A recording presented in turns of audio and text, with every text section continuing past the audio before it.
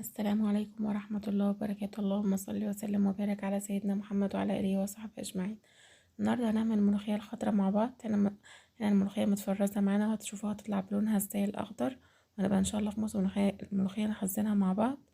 هنا معانا شوربة على النار، هننزل عليها بالملوخية وهي متلجة، نطلعها من الفريزر نحطها في الشوربة على طول، منسيبش الملوخية بره، طالما متلجة منسيبهاش بره.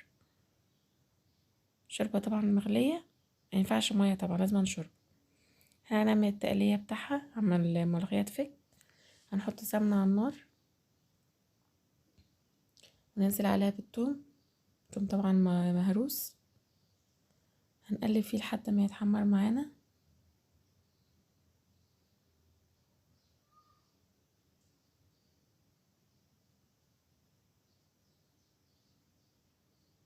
زي ما انتم شايفين كده هنقلبها كويس. ياريت مننساش اللايك.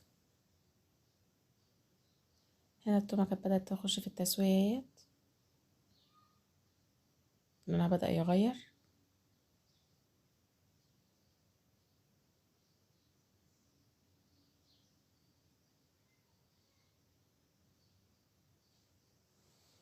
هننزل على الكزبرة ناشفة، لما لونها بدأ يغير ننزل عليها بالكزبرة الناشفة، هنحمرها معاها.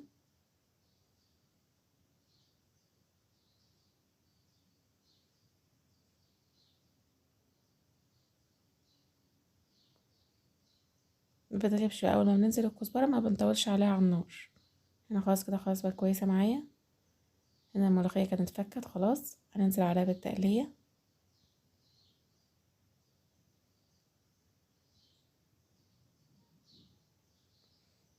هنقلب فيها كويس.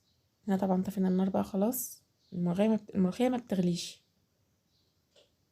بوريكم سمكها.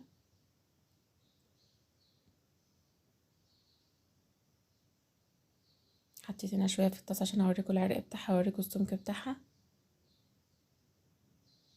هنا خلاص اهي بصبها، هشوفهم عاملة ازاي، حلوة وقوامها حلو ومش فاصلة عن بعضها وما نغطيش الملوخية. اذا وصلت معانا لاخر الفيديو متنساش اللايك والاشتراك في القناة وتفعيل الجرس عشان يوصلكوا كل جديد، وشكرا.